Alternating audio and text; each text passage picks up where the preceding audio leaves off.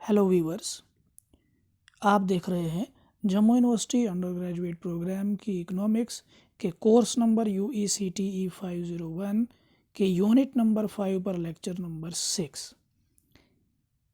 Topic है fiscal policy effects on demand. मैं हूं आपका host Mohammad Salim, assistant professor in economics at J&K higher education department. Viewers, सबसे पहले मैं बताता चलूं कि इस टॉपिक में डिमांड से मतलब है एग्रीगेट डिमांड, यानी इस वीडियो में हम समझेंगे कि फिस्कल पॉलिसी के इफ़ेक्ट्स एग्रीगेट डिमांड पर क्या होते हैं। आइए शुरू करते हैं। Fiscal policy affects demand through spending and taxation policies of the government. Fiscal policy demand के ऊपर या एग्रीगेट डिमांड के ऊपर इफेक्ट करती है, लेकिन दो पॉलिसीज़ ऑफ द गवर्नमेंट के थ्रू गवर्नमेंट स्पेंडिंग और थ्रू टैक्सेशन पॉलिसीज़। एक और बात बतानी ज़रूरी है कि फिस्कल पॉलिसी की दो किस्में हैं। एक है एक्सपेंशनरी फिस्कल पॉलिसी और एक है कॉन्ट्रैक्शनरी फिस्कल पॉलिसी। इसलिए अगर पॉलिसीज़ दो किस्म की हैं तो डिमांड के ऊपर फिस्कल पॉलिसी के इफ़ेक्ट्स भी दो किस्म के होंगे। हमने कोशिश की है कि दोनों को दो डिफरेंट स्लाइड्स में हम पढ़ें। पहले हम पढ़ेंगे एक्सपेंशनरी फिस्कल पॉलिसी के इफ़ेक्ट डिमांड पर क्या होते हैं। इससे भी पहले समझने की ज़रूरत है कि एक्सपेंशनरी फिस्कल पॉलिसी होती क्या है। तो expansionary fiscal policy includes, expansionary fiscal policy में शामिल क्या क्या है, increase in G and or decrease in T. याद रखिए कि जी के माना है गवर्नमेंट स्पेंडिंग, यहां जिक्र हो चुका है, और टी के माने हैं टैक्सेशन या टैक्सेस।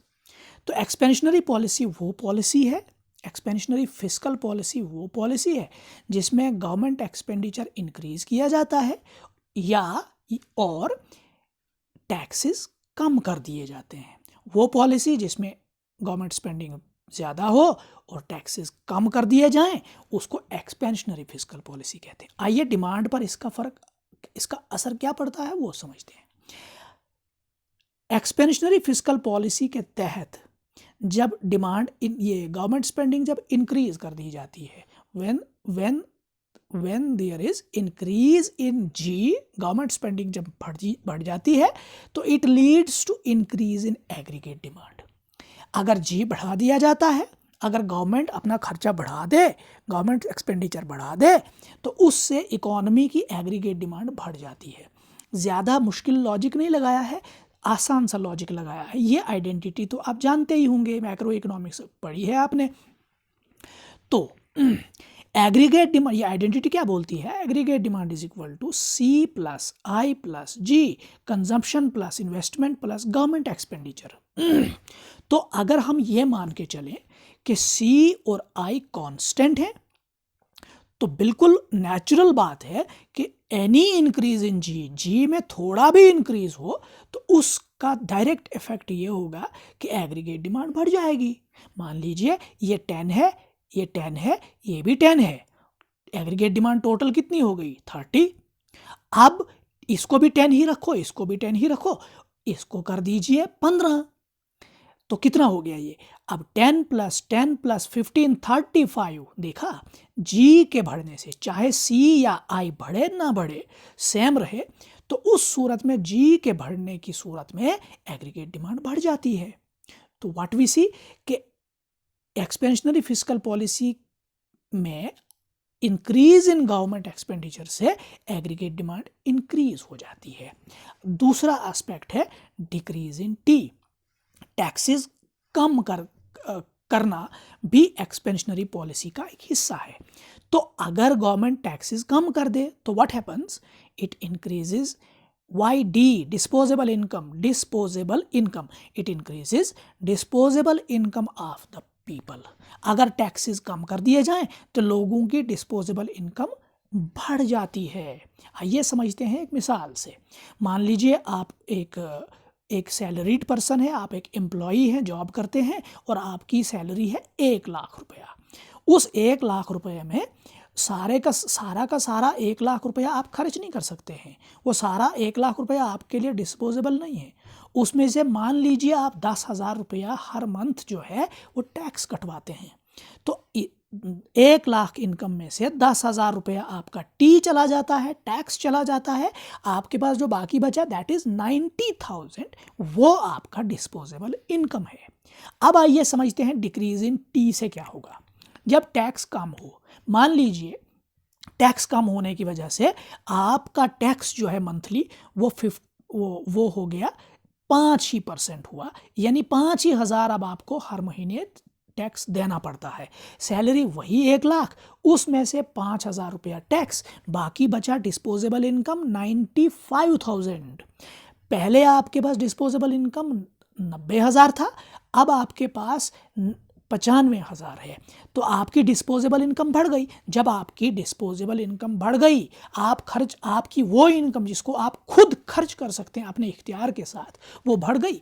तो इसका मतलब हुआ कि आपकी कंजम्पशन बढ़ जाएगी। आप उस 5,000 जो एक्स्ट्रा आपके पास आया उसको किसी जगह खर्च कर लेंगे, कंज्यूम कर लेंगे, किसी तरह के कंजम्पशन एक्सपेंडिचर उसका कर ही लेंगे आप। तो क्या हुआ, सी बढ़ा कि नहीं? किससे? जब डिक्रीज इन टी होता है, जब टैक्सेस कम हो जाते हैं, तो लोगों की सी बढ़ जाती है, कंजम्पशन बढ़ जाती है। तो जिस तरह जी बढ़ा था तो एग्रीगेट डिमांड बढ़ गई थी, अब सी के बढ़ने से भी वही होगा, एग्रीगेट डिमांड बढ़ जाएगी। हमने क्या लिखा है? Decrease in T increases disposable income of the people leading to increase in consumption and hence aggregate demand. यानी इंक्रीज इन गवर्नमेंट एक्सपेंडिचर से भी इंक्रीज इन डिमांड, और डिक्रीज इन टैक्सेस से भी एग्रीगेट डिमांड का इंक्रीज। इन दोनों situation से हम समझते हैं, इम्प्लीकेशन निकाल सकते हैं कि एक्सपेंशनरी फिस्कल पॉलिसी ना वो पॉलिसी है जो डिमांड को इंक्रीज करती है। और डिमांड को किस इकोनॉमिक सिनेरियो में इंक्रीज कराना होता है? जब डिमांड कम हो, जब डिमांड डेफिशिएंट हो, और वो पीरियड कहलाता है रिसेशनरी पीरियड। वो रिसेशन होता ही है एक ऐसा पीरियड जिस वक्त डिमांड, एग्रीगेट डिमांड स्लंप में होता है, कंजप्शन नहीं होती है इकोनॉमी में, कंजप्शन एक्सपेंडिचर्स नहीं होते हैं, इन्वेस्टमेंट नहीं करते इन्वेस्टर लोग, और गवर्नमेंट का खर्चा भी कम होता है। ऐसी सूरत में क्या किया जाना चाहिए? जब रिसेशन हो तो सी भी कम, आई भी कम, जी भी कम होता है, तो ऐसे सूरत में गवर्नमेंट को एक्सपेंशनरी फिस्कल पॉलिसी अपनानी चाहिए। ये हमें समझ में आया इस स्लाइड से, क्योंकि उस वक्त डिमांड डेड होती है, डिमांड डेफिशिएंट होती है। जब हम ये वाली पॉलिसीज़ अपनाएंगे, increase in G, decrease in T, इससे क्या होगा? हमारा एडी बढ़ जाएगा, एग्रीगेट डिमांड बढ़ जाएगा, और इकोनॉमिक ग्रोथ वापस ट्रैक पर आ जाएगी। 10 expansionary fiscal policy is an anti recessionary policy. अगर हमने रिसेशन को फाइट आउट करना हो तो we need to apply, government needs to apply expansionary fiscal policy. That's what we have understood from this slide.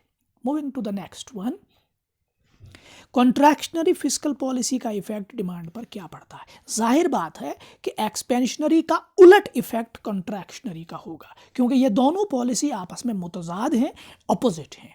Contractionary fiscal policy में क्या होता है?